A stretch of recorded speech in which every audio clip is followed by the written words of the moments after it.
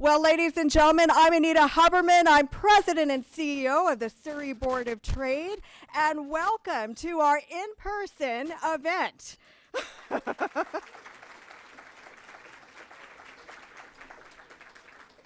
We've really missed this, and the only way to make real connections and build those business relationships, which we have missed over the past 2 years, is in person. So thank you so much for attending. And I wanted to mention I'm also an honorary captain of the Royal Canadian Navy, and I'm so pleased to have also not only the current Minister of International Development and Minister responsible for the Pacific Economic Development Agency of Canada, but also the former National Defense Minister. Let's give a great Surrey welcome to Minister Harjit Sajjan.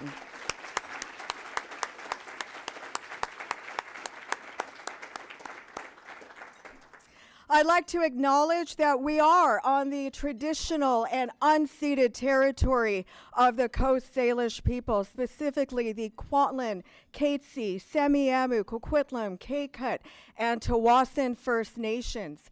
And we're also on the land of the Inuit and Métis peoples. I'd also like to welcome our co-host today, just a great partner for the Surrey Board of Trade, the South Asian Association of BC, JT Sandar. Please stand up.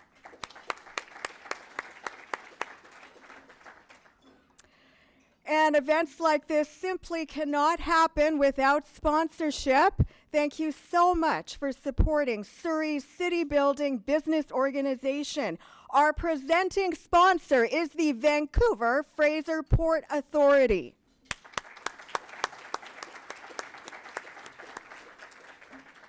Our supporting sponsors, Kwantlen Polytechnic University, the University of British Columbia, and Western Community College.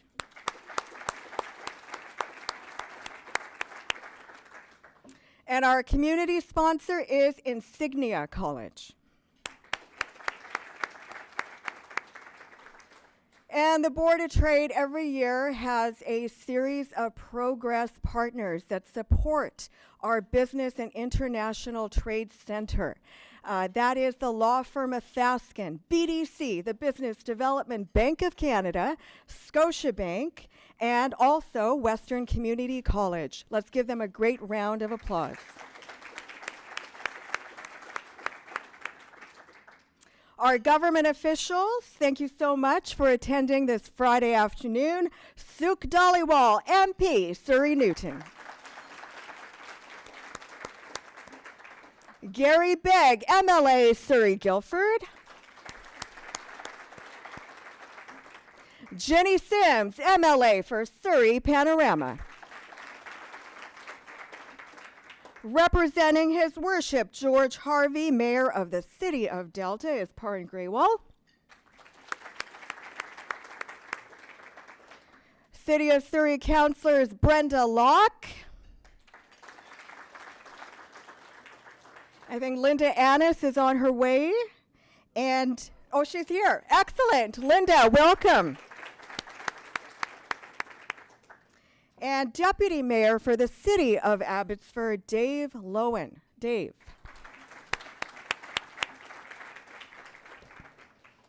I'd also like to welcome our Surrey Board of Trade board directors. They're focused on the governance of our organization, the future vision of the City of Surrey. Please help me welcome our board chair, Mr. Baljeet Dhaliwal. Rory Morgan, Board of Trade Vice Chair. And he's also the chair of our transportation team. We also have with us Sasha Ramnarine, the chair of our tourism, arts, and culture team. Sasha. Mike Spees from Scotiabank and chair of our social policy and workforce team. And the beautiful Jocelyn Young from the Vancouver Fraser Port Authority. everyone, the Surrey Board of Trade is an independent, not-for-profit organization under the Federal Ministry of Economic Development. We're a concierge of connections for Surrey's business community through a very diversified service portfolio of international trade, business support, instigating change at the different levels of government. We are one of the top 10 largest chambers of commerce, boards of trades in Canada. There's 430 of us. Ladies and gentlemen, Surrey is an opportunity city. I'd like you to turn your attention to the screens to tell you a little bit about our great city and, of course, the Board of Trade.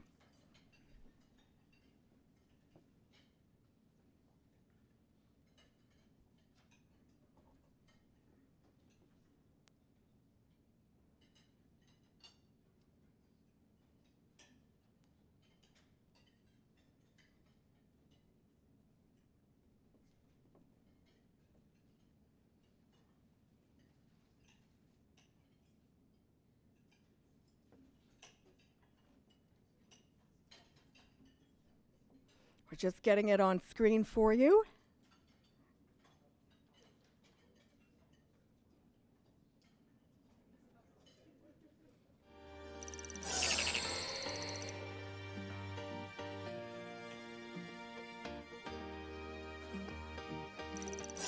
As one of the fastest growing cities in Canada, Surrey is an opportunity city.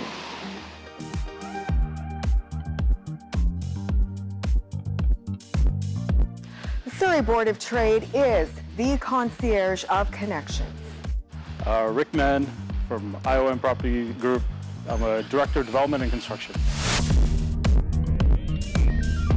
We rely on the Surrey Board of Trade for a lot of advocacy and research that we don't actively go out and find. Really, like there's things on there that I had no idea about, and I get the email, I get the web link, and it really affects us in a big way. The Surrey Board of Trade is focused on making Surrey an opportunity city by instigating change at the different levels of government, offering a variety of business support services, international trade support services, and being the concierge of connections for the business community in Surrey. My name is Rowena Rosati. I'm the Vice President of Healthcare and Innovation here at the Health and Technology District by the Lark Group. We focus on a lot of health and technologies and how we can bring different technologies and innovative healthcare solutions into the hands of clinicians.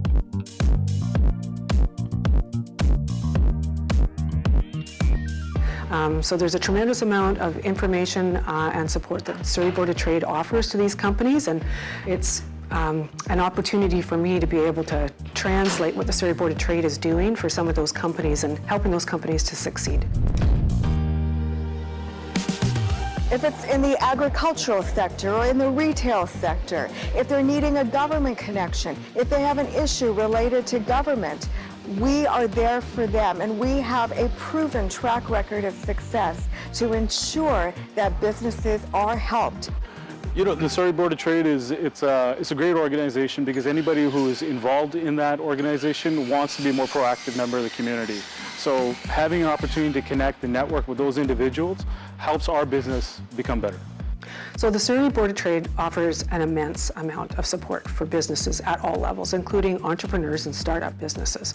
There are resources that help a business that they wouldn't necessarily be able to afford to contract on their own, and it allows those to be accessible, sometimes free of cost. It also creates opportunities for networking.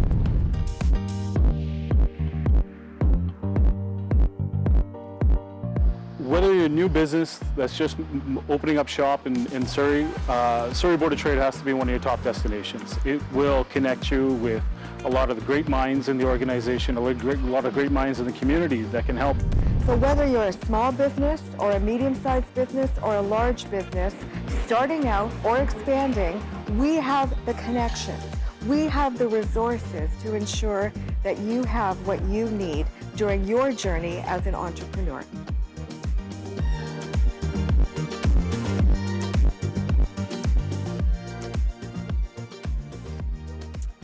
I wanted to let the audience know, especially as we're so excited to have the PacifiCan Regional Economic Development Agency headquartered right here in Surrey, that there is going to be an abundance of opportunities and investments to support our local entrepreneurs. At the Surrey Board of Trade, we're working with the Health and Technology District to build an Indigenous Innovation and Entrepreneurship Center, an Immigration Innovation Lab, a Cybersecurity Center of Excellence, a Bollywood Center of Excellence. There are many exciting announcements to come this year, but I also wanted us to ensure that these past 2 years are not forgotten. We're focused on the future, we're focused on jobs, we're focused on attracting businesses locally, nationally, and internationally right here into Surrey. But we cannot forget the struggle of our small and medium-sized business community that drive Canada's economy. 98% of our businesses are small and medium-sized businesses. We have engaged with the federal government as well as the BC government, where we are a strategic partner with the Premier on his Economic Recovery Task Force to focus on supporting business through research, digital toolkits, as well as promotion. I wanted to show you a vignette of a local Surrey business that has really inspired the community to support local. Please turn your attention to the screen.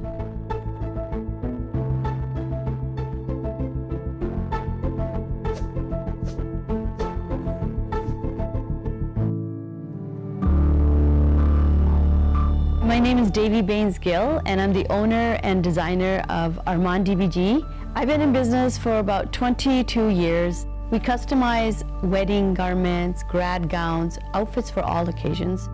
COVID has very much affected our business because if there's no events, no weddings, and nothing being celebrated out there, we're totally out of business because no one needs clothes, no one needs wedding garments, no one needs any outfits to attend weddings. Even when the numbers were down, like 50 people can go to a wedding, there's just not enough business to go around because we usually have 400 or 500 people at an Indian wedding. So it was, it was a really tough time for us.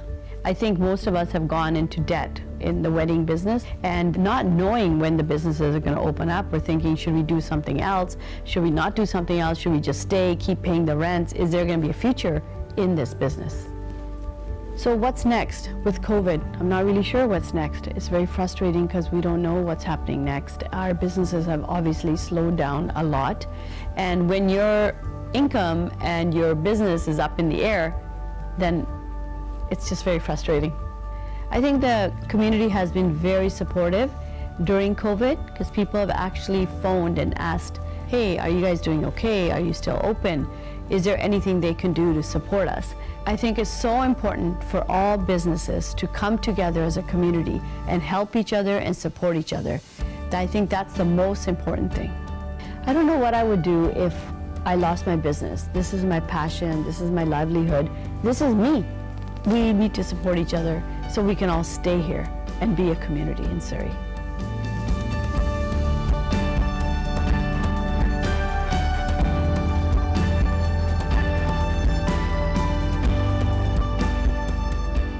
And everyone, we are Surrey strong. We're one Surrey, united and moving forward to ensure that our economy remains vibrant.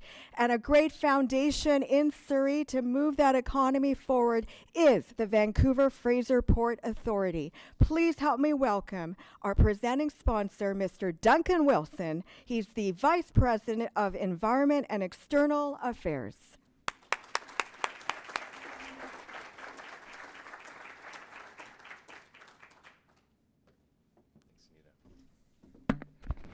I'm not sure what to do with a podium and a microphone. I sort of feel like I should be looking for the mute button. The last time I had the privilege of doing introductory remarks for a Member of Parliament was here at the Surrey Board of Trade in person. Obviously, over the last few years, there have been many Zoom events and the like. But Anita, that was the last time I had the privilege of doing this. So very happy to be here today and back with you. I'd also, just before I begin, like to congratulate Anita on her 2021 award for Most Outstanding Canadian. So.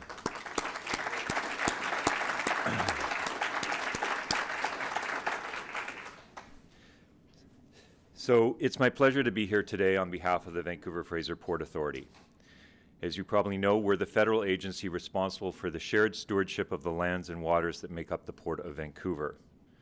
As a Canada Port Authority, we're federally mandated to enable Canada's trade through Canada's largest port while also protecting the environment and considering the interests of local communities. Today I'll make a few comments about the last 2 years at Canada's largest port and a key opportunity for Canada's trade future. It's been just over 2 years since COVID-19 changed the Canadian landscape for all of us, with particular impacts to businesses. At the Port of Vancouver, through this time frame, we've experienced significant globally based supply chain challenges. And we faced some extreme weather events, such as November's flooding and last summer's fires, which cut the port off from the national supply chain for 8 days. Through all of this, industry and the workforce at the port have worked around the clock to keep cargo flowing for Canadians and Canadian businesses. And in fact, the port has outperformed many rivals, in California, for example, at moving cargo fluidly. We've seen that success in Canada, in major parts thanks to a decade of investment in the gateway and the infrastructure, and as well as the data-informed supply chain, effectively investments in our supply chain resilience. But we're not out of the woods. As I speak, Canada's West Coast is on track to run out of container terminal capacity as early as the mid-2020s. If that happens, as a country, we are staring down a future of prolonged supply chain congestion. Effectively, we'll see the supply chain challenges Canadians are experiencing today due to global factors, except those challenges will return as a made-in-Canada problem. And so it'll be our fault if we haven't built the capacity we need. But I'm happy to say that there is a solution. The Port Authority is leading the Roberts Bank Terminal 2 project, which we've designed under our public interest mandate, leveraging our deep experience building top-tier sustainable infrastructure that Canada needs. This is a critical project for Canada and for Canadians, and it's nearing a federal decision. As a country that's lived through a challenging 2 years, this is our chance to prepare for a strong future. Conversely, if we do not act, this project and everything it represents is ours to lose. I'd like to thank the Surrey Board of Trade and Anita for supporting this project on behalf of Surrey businesses and Canada's competitiveness. Thank you. And now it is my pleasure to introduce our speaker for this afternoon. He was first elected as Member of Parliament for Vancouver South in 2015. He has served as Minister of National Defence from 2015 to 2021. He is also a former detective with the Vancouver Police Department, a retired Lieutenant Colonel in the British Columbia Regiment, Duke of Connaught's Own, and a longtime advocate for youth education and mentorship programs. As a member of the British Columbia Regiment, he participated in 4 operational deployments, 1 to Bosnia and 3 to Afghanistan. Everyone, please help me to welcome the Federal Minister of International Development and Minister responsible for Canada's Pacific Economic Development Agency, the Honourable Harjit Sajjan.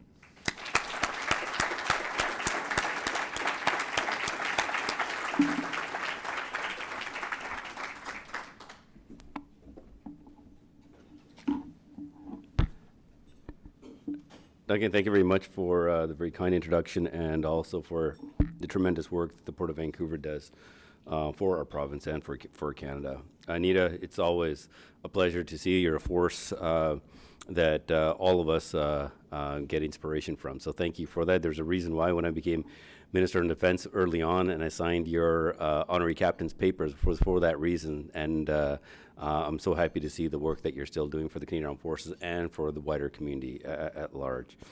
Absolutely.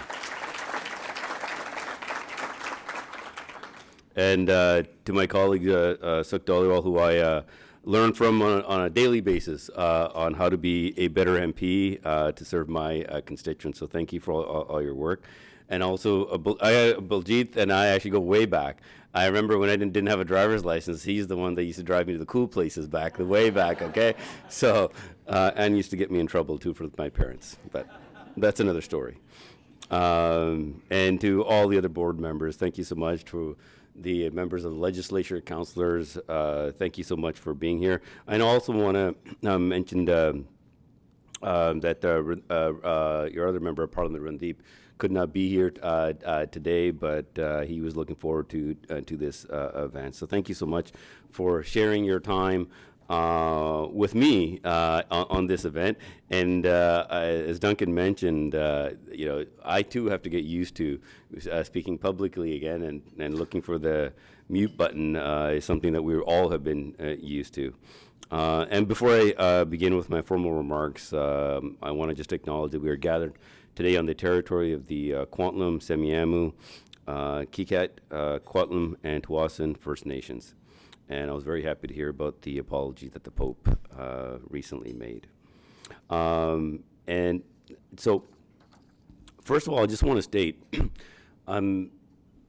before I begin, the advocacy for PacifiCan, and I'll get into that, kind of the question answered afterwards.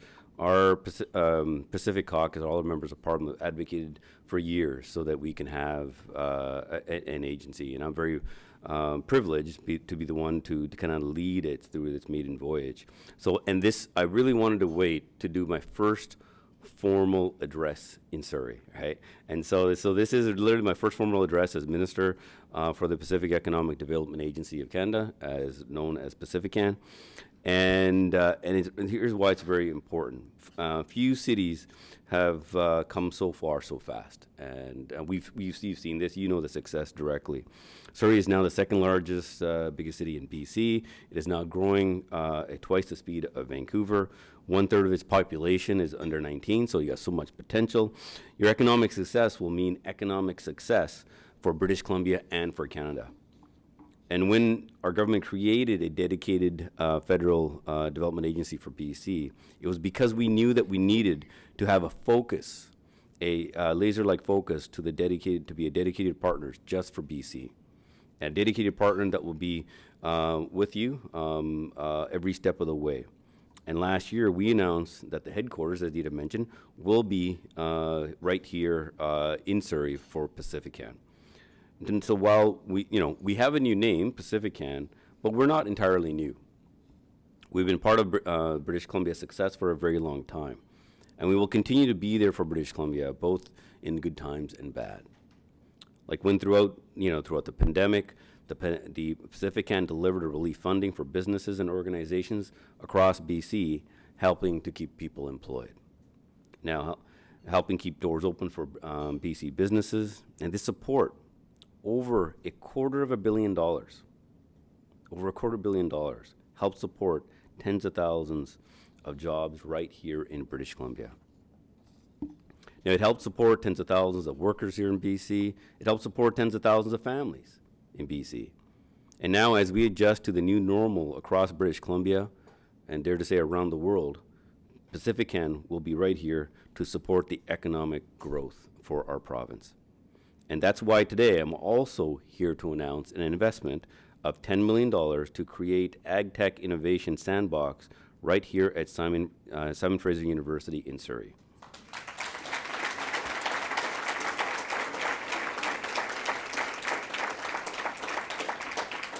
And this sandbox will help over 150 agtech companies based in BC commercialize their technologies and create cleaner, more productive agriculture, food, and seafood industries.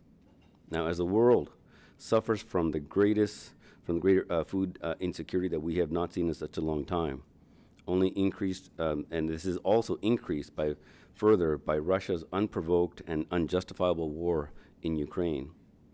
And this is creating a more secure, we'll be creating, through the work that we'll do with the greater food security, we'll create a more secure and more sustainable agriculture and an agri-food industry, which will be absolutely for Canada and for the rest of the globe. And this investment will also help support people in developing the skills they need to secure quality jobs in very exciting industry. And I'll talk more hopefully in the Q&A portion.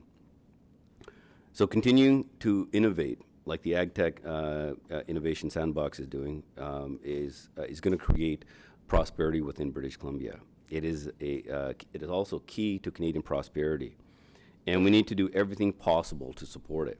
And it is why I'm also announcing an investment of $1.8 million in Simon Fraser's University's Wearable Biotech Lab. So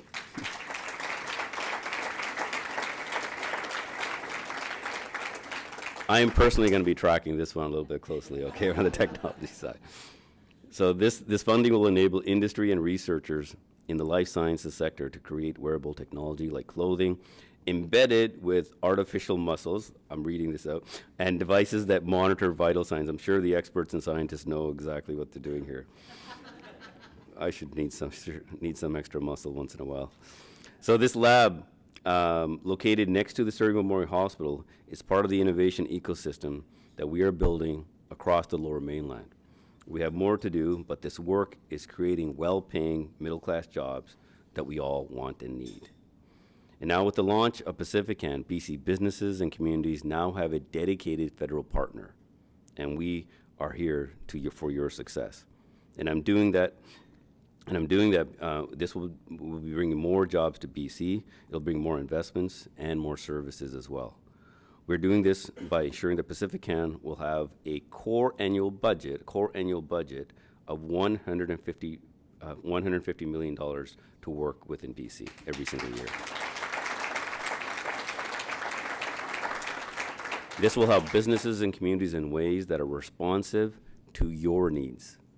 And when PacifiCan is fully established, it will offer services in 9 hubs touching communities across the province, from right here in Surrey, being the headquarters, to an existing office in downtown Vancouver, but also expanding offices with new staff in Victoria, Campbell River, Kelowna, Cranbrook, Prince George, Fort St. John, and Prince Rupert. And when we are done with this expansion, PacifiCan will have about 150 permanent employees across the province ready to serve.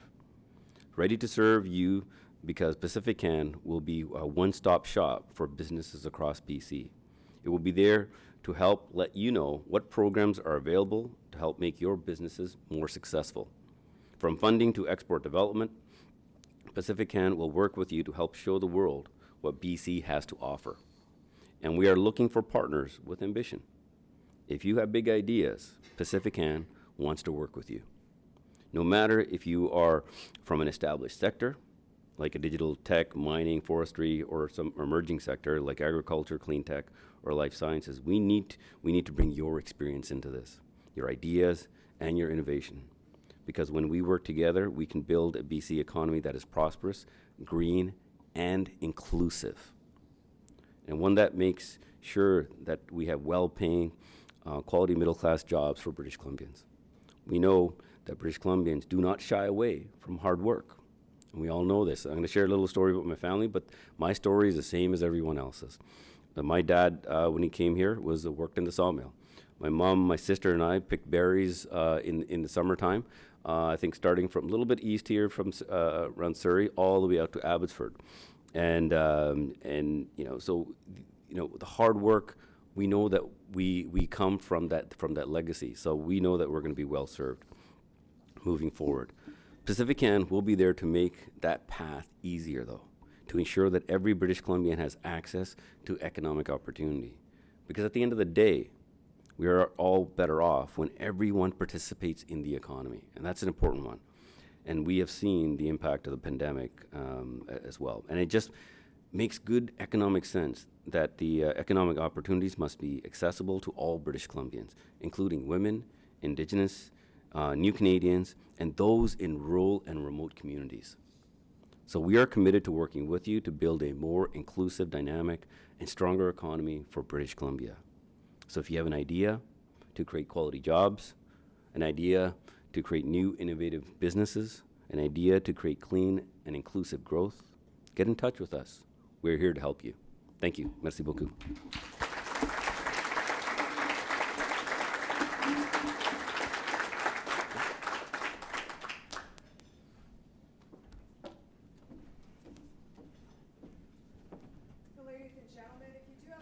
question, please go to the microphone and state your name and your company, and we will go from there. So we have a question from the floor first.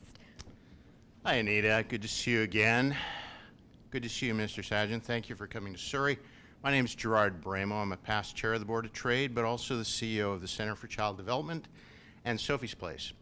And as you're talking about inclusion, first I want to start by saying thank you to the federal government for the major announcements on childcare nationally and for $10 a day childcare.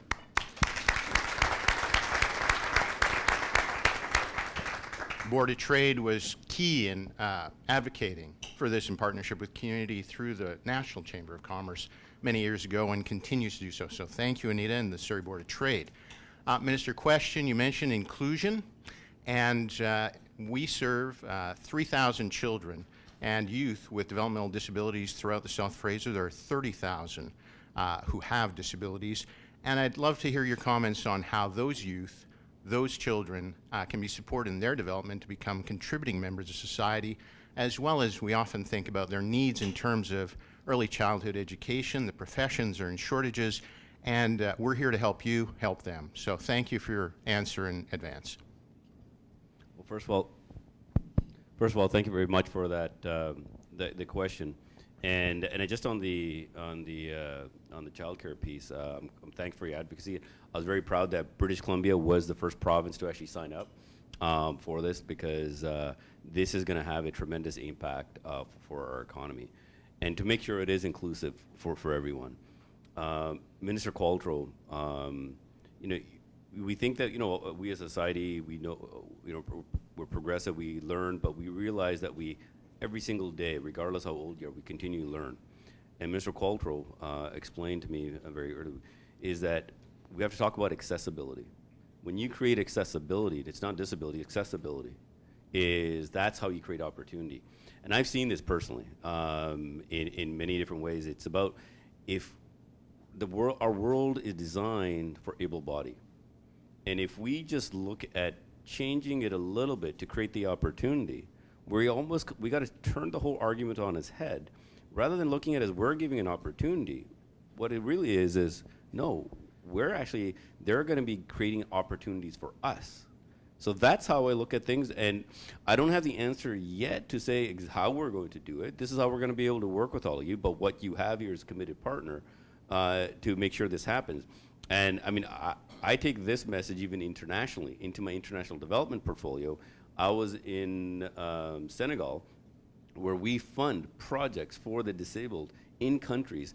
And you know how we talk about weddings and stuff? You create those paper bags where you kept them shop. They make those beautiful paper bags just from when you sheets of paper.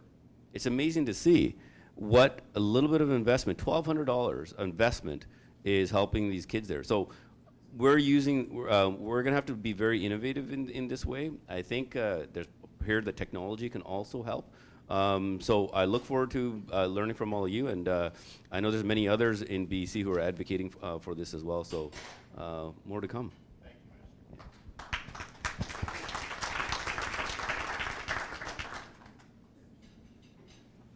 Minister Sajjan, thank you very much. I'm Joy Johnson, and I'm the president of Simon Fraser University. First of all, I want to thank you for the amazing announcements today. We're really very, very pleased to see PacifiCan moving forward, and just so grateful to see the investment in British Columbia in this way.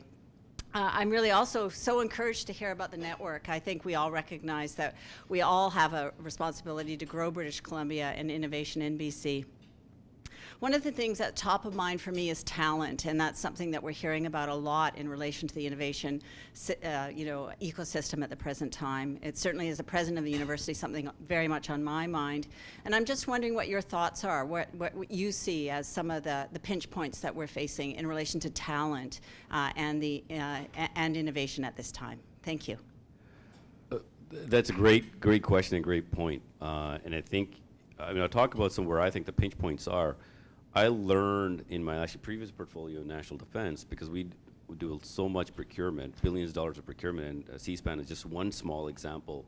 It's a big company, small example though, of that, where I realized for us to maintain the cutting edge, that we have to focus on talent.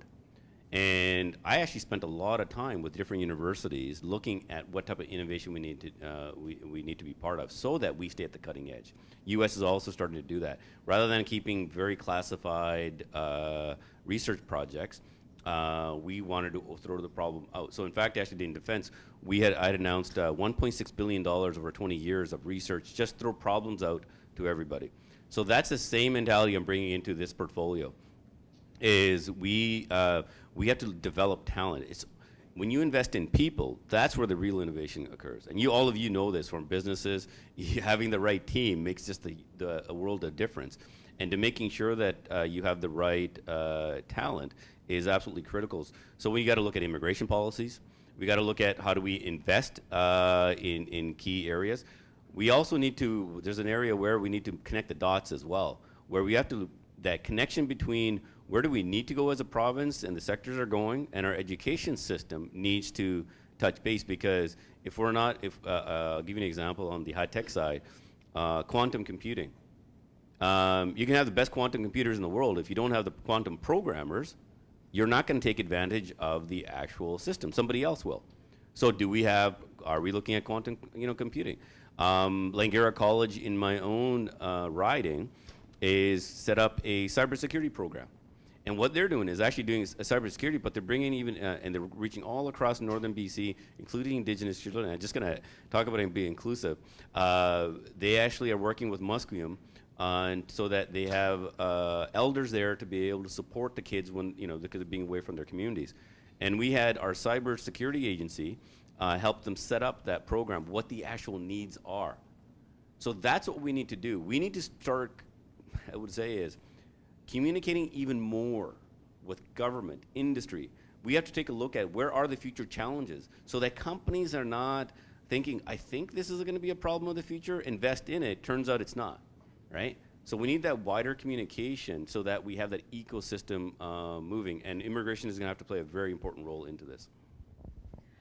Minister, I just wanted to mention, when we spoke a couple weeks ago, I mentioned in the past 2 years, we created a trifecta economic partnership between private educational colleges like Western Community College, Insignia to Come, for example, immigrant serving organizations, of which there are many, like PICS, Progressive Intercultural, and then the business piece in terms of the labor need. Really focusing on those short 6 to 8 week training programs. And we have 90% employment sustainability success with the programs that we've done thus far. There needs to be this engine of innovation when it comes to education, especially with the federal government's immigration program. The most number of newcomers move to Surrey within British Columbia. And so we're looking at unique partnerships in order to move the dial for those businesses that need labor, that need to upskill and reskill. And what I want to know is, with the new Regional Economic Development Agency, are you going to be looking at workforce projects, innovation related to human capital? So the answer is yes, but we're not going to do it alone, though.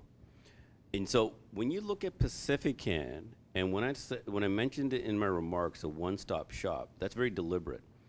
It is we want to look at the programs from a federal government standpoint of all the various programs that we have. I've heard, and even I know for myself, how complicated it can be with the various programs in different departments. ISED is one example of it, and there's so many programs that we have launched as a government, but it's hard to kind of understand all of them. We have Minister Ng's portfolio with, she's got the trade piece, but also the small and medium-sized business as well. She has a lot of programs. So what we're going to do in PacifiCan, as we start getting ramped up hiring people, is to understand that wider government portfolio.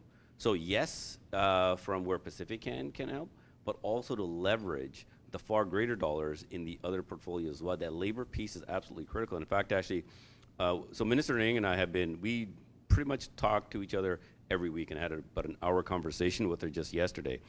And what we're also looking at is we want to actually go even further now. So imagine if we were we can successfully get through these hurdles, get the right labor force, get things moving properly. I know that in some cases, expansion for businesses is limited to because they can't have the labor shortage is a big issue. But we want to, yes, we're going to tackle that, but we want to go even further. We want to look at how do we, when something starts, how do we upscale? And then how do we look at even export? And that's that connection that we want to create. So we want to go even further than that. And I don't have the answer to this yet. And the reason I'm going to throw this out there, there's something I'm passionate about, something I know all of you are passionate about, especially you, Anita, and it's something that it's our hidden talent as well. How do we utilize our diversity even more? We underestimate what our diversity means around the world. And I've seen it when I was in uniform and in the military. I definitely see it now when I travel around the world. Even in my last portfolio, when I show up, it's immediate connection. Like even though I went to Africa, Senegal and Ghana, what they see is, you know what?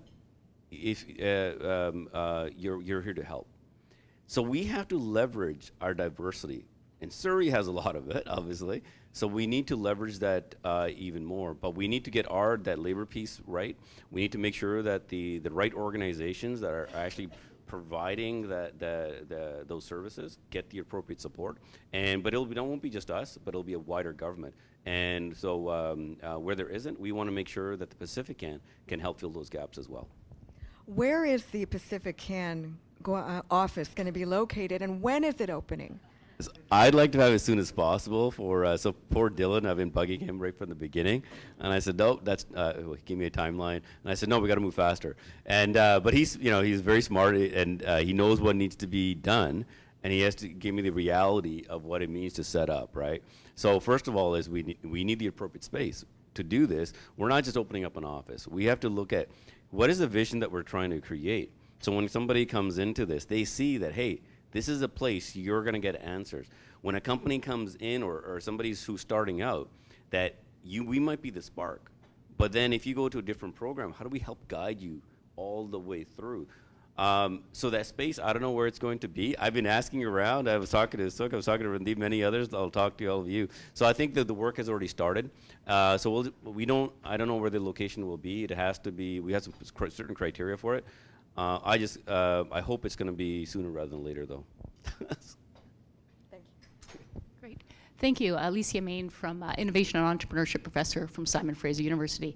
Thank you, Minister Sajjan, for your comments this morning. We're really excited to have PacifiCan based here in Surrey. You spoke just now in your question and answer about the potential for Canadian innovation to be exported around the world. You spoke about working across ministries purposely. And so on that line, I'd like to understand what your thoughts are for the potential here in Surrey for the clean energy transition, for the hydrogen economy. We have great world-leading companies here and companies moving here to Surrey, such as Damon Motorcycles moving here, but there's PowerTech based here. There's hydrogen infrastructure that could be built. Do you have thoughts on that and how that could work across ministries in order to grow clean energy jobs and exports around the world? So this is one thing that really excites me. And first, I was thinking, people were asking, are you going to try to link your two portfolios? Because they're almost seem separate, but they're not, because I get to see what's around the world. And I'll tell you why how this is going to connect. And with Minister Ng, we also I have regular meetings with all the regional development agencies, which she leads on. And the reason she leads on it, because she's looking at the export opportunity around the world. What is taking place? I'm going to be focused on BC, obviously, but other ministers are going to be focused on other areas too. So one is working with Minister Champagne. In fact, actually went right during the cabinet swearing in. He came up to me. We already work well together. He goes, oh, you and I are going to be working lots in BC. I said, absolutely. So he's actually in BC now at the Globe Conference. But so you'll see that collaboration increase. And what I'd like to do is for us to be able to see that in PacifiCan. It's going to take a lot of effort. Now, don't get me wrong. I mean, training our people to understand all the different programs so that we can articulate it to all of you it's going to take some time. So I do ask for some patience there. But the potential for internationally is significant. We have an opportunity here to look at Canadian innovation, because one is our diversity. When you go to other nations, one is nations or other companies come there and say they're looking at it for them, what's in it for them, right? They look at Canada differently. They look at Canada from, we're here to help, right? And when we're here to help you, they know that we're going to benefit as well, and there's nothing wrong with that. So when we talk about Agritech, this is one area in my international development portfolio I am spending a lot of time on. So if you look at the food security crisis that was already here, right? With Ukraine, with the war that Russia started in Ukraine, is going to exacerbate the food security problem like you wouldn't believe. I just went through the list of countries of wheat and support that comes out from Ukraine alone to the developing world. And Russia also provides as well. So this war is going to have a significant impact. Like right now in Somalia, 100% of the wheat that goes to their country goes from Ukraine and Russia. And I go through the whole other laundry list. So what do we need? So what we need to do is change the way how we look at things. Rather than just giving handouts to the developing world, and they don't want this, they want to become self-sufficient. They have a lot of pride, and they have a lot of talent, significant talent. And they have the same ambition and innovation as we do. In some cases, we just have a leg up on a few areas. They have an opportunity to leapfrog what we went through. So for example, in Agritech, I'm going to be following the 150 potential companies on Agritech, because I want to see where in certain areas could this research be useful in the areas that we're operating. We need to look at how do we, for example, do soil regeneration in places, reduce desertification. How do we actually reverse desertification in some country? How do we do water management? We're going to have to look at water management ourselves, look at the floods, right, taking place. In some places like Africa, it's not an issue of water. It's sometimes there's too much water, and it floods the area, and you can't farm. And there's other areas of the country where there's not enough water getting there. So how do we manage this, right?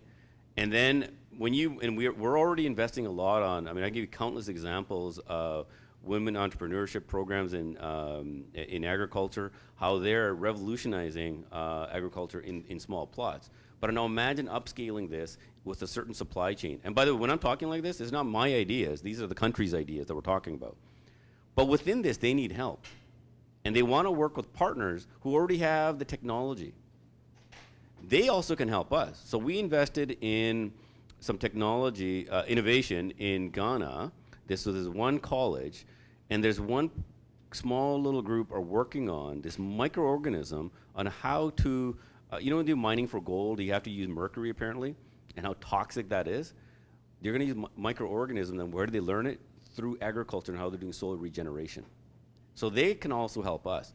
So there's a tremendous opportunity here for us if we're able to seize it. So a couple of things needs to happen. One, we need to build better relationships around the world, which we are, and Canada already has some good relationships. And don't think just Africa. When I started talking about this, think about the Pacific, think about other parts of the world, and all of us also can work together on developing these certain technologies. But they are in desperate wanting of us to assist in a meaningful way. And for us, in the long term, we need to get certain countries off dependency of wheat from other countries, so they can be self-sufficient, and then they can help the region. And we want to do the same thing in health as well.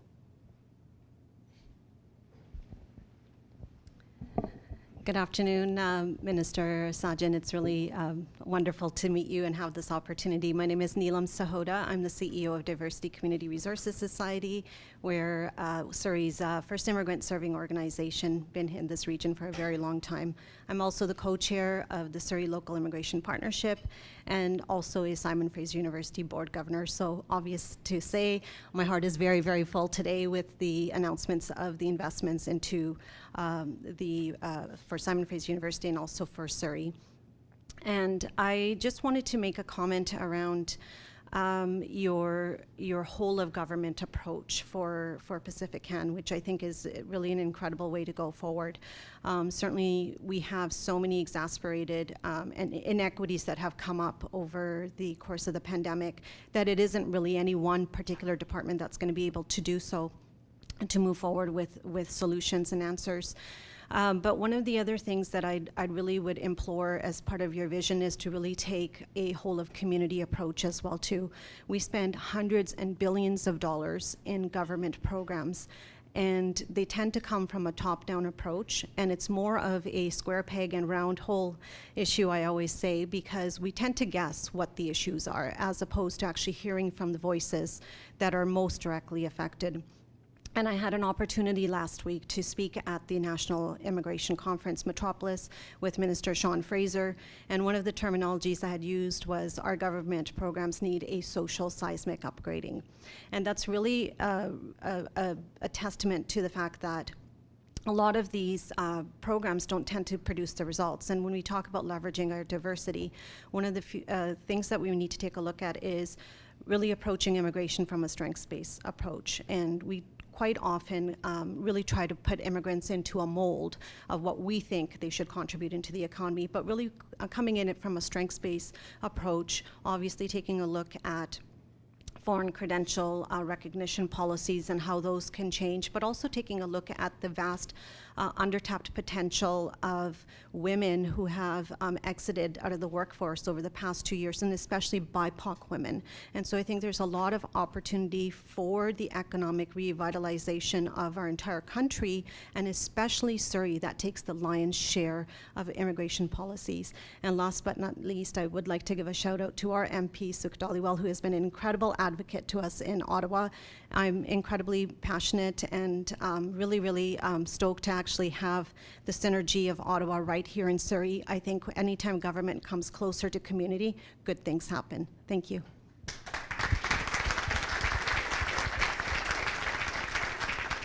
No, first of all, I'm glad you raised it. In Canada, as we see the success, we see the tremendous opportunity. I mean, look at the success in this room. I mean, if you look at Surrey 20, 30 years ago, it was very different. And so you see this tremendous success, but it doesn't mean we don't have a lot of work to do, and we do. And the diversity piece is one that is a continual effort that we have to work, because if we, as you stated, is look at the other way around, is look at what somebody's potential is, we're able to do a lot more. And I think that's what we need to do, is figure that piece out. And there's a very good reason why we want the headquarters here in Surrey, right? I live in Vancouver still, so but in here you see that success, you see the diversity, and it's not for the success strictly for Surrey. It's how do we learn from what you're able to accomplish for the rest of the province. I think that's going to be very important. And from the how we look at immigrants, as soon as you use the word immigrant, what picture does it put in your mind? We need to change that, right? It's not the days of before, where people coming to Canada in this way. Yes, there's people fleeing conflict, but have we even stopped to take a look at what the credentials of those individuals are? The first Syrian refugee, actually, I met the second Syrian refugee family. Prime Minister met the first one. John McCallum and I met the second. Both of them were doctors, right? They told me that we kept our clinic open as long as we could. We didn't want to go, but when it was bombed, we had to leave. And now we benefit from that. And you raise the issue about credentials. And credentials is not something that we, from a government standpoint, run. And this is where it's going to take. We need to be even more louder on this. I'm saying this as a politician. As an MP, I have the same issues. And we have so much talent that's already there. And I don't have the answer for that. I know there's a lot of greater discussion that has started. But if we start moving the dial on this, we'll be far better off. Thanks. Minister, my last question to you is Surrey has the greatest number of manufacturers in British Columbia. And with the Russia-Ukraine conflict, we're on a pathway also to a Canada-India free trade agreement, which we've advocated for, as well as the South Asian Business Association. From your perspective, what can we do and how can we work together to ensure that those industries around electrification of vehicles, the resources that we need like copper, lithium, all of those pieces that are in the Ukraine, what are you doing in your portfolio to ensure that those economic opportunities are not compromised as a result of conflict, and that we're looking at India and other markets such as the Asian countries? So the if I can just talk about Anita and I were talking about the atrocities that are taking place in Ukraine, and I got to visit many times in my previous portfolio. Actually, I was at President Zelensky's inauguration, got to meet him personally, and then he met my daughter when he came here, gave her a pen, and my daughter remembers to this day. And the reason I say this, there's a human lens to this, and I've seen when the vibrancy was there. I recently returned from visiting many of the countries along the Ukrainian border, and I was at literally 30 kilometers from Odessa at the Moldovan-Ukrainian border, and you see the women and children that are fleeing. And the ones that I saw were the ones that they tried to stay. They wanted to stay. And they're showing us pictures and videos of saying, why did we get bombed? There's no military around us, right? That's what we're seeing. And it's just heartbreaking to see. But there's also even a greater reality coming out of this, Anita, as you mentioned. This is literally, we're resetting the new global order because of what's taking place in Ukraine. And when it comes to supply chain, what's taking place, there is going to be a reset. And so when I say this, I mean, we have to really look at all the different opportunities that are going to be. And when I say opportunities for us to, it's not from a wealth perspective, but more as a responsibility perspective. We have to start filling those gaps that are going to be created around the world. We have tremendous talent from the mining sector. I did a lot of work on critical minerals, and we need to look at from critical minerals all the way to how the batteries are created. We need to develop the talent. We need to have the new innovation that's out there. There's a lot of talent for us to kind of take hold.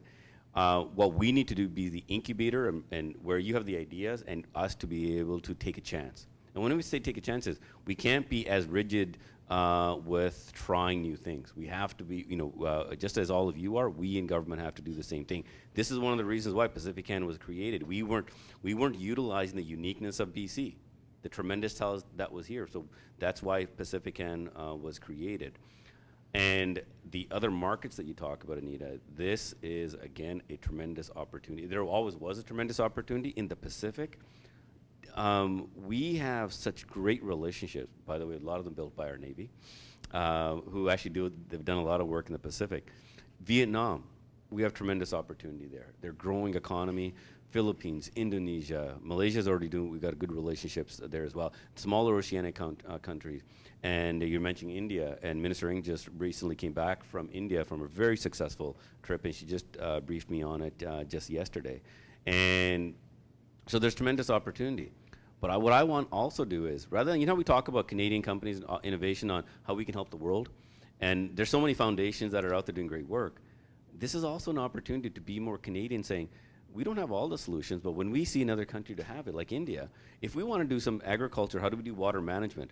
When we look at water management, I'll give you an example. So when I was in Senegal, I saw this innovation piece where we were investing in one university through a development project. They were using a drip system of water, and because that's how, we were taught here in a way, right? And I don't know the details of it, but it seemed. But I said, but how is this going to work in rural areas, right? And the reason I asked that question, I'm confident it's going to happen where the urban centers are of development. But what about the rural areas? That's where other nations like India, where I am from, and many others, I saw my grandfather moving water from one tubal where the water was coming out and channel it to his thing. He got water for a couple of hours and then channel it to another field. That's that level of ingenuity I think we need to bring to the table. So there's tremendous opportunity for us right now. But just as much as the world is resetting, other nations, the EU, and when I say EU is not one nation, but they think as one entity, they're also going to be looking at this. So we have an opportunity to really get out there. So I'll have more to say hopefully down the road. Minister Ng and I are working on a few things on the international side, but I want to take every example that I can. I'll give you one last example with you. I was in Kelowna, and there was a innovation hub that we invested in defense some time ago. Cal Tires approached this innovation hub to look at, you know, the big mining trucks with the tires. They can only last 23 days or something like that. I can't remember exactly how many days. And then they're useless. So they're recycling them, but all recycling did was turn it into powder. But what do you do with that, right? It's not very innovative. So they turned to this innovation hub and said, listen, we want to repurpose, not recycle. So 45% of that tire is pure carbon. So they were able to take that pure carbon, and now they're repurposing that carbon in many different ways. I think they had 9 different ways already, from water purification, that they're utilizing different ways. So now I've been using this example. So I only heard about it, saw it, during my international travel. I'm telling other people about it because they have the same problem. So this is that connection we need to do, but then how do we link those dots? So I think there's tremendous opportunity here, and I look forward to continue to work with all of you. Minister, there's 108 different companies in Surrey that support the mining sector.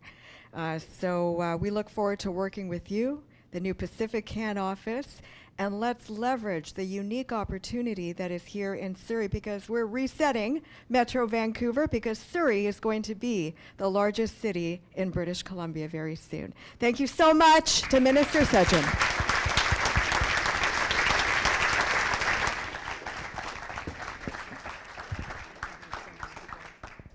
And everyone, thank you so much for coming this Friday afternoon. Thank you so much to our sponsors, and make it a great business day.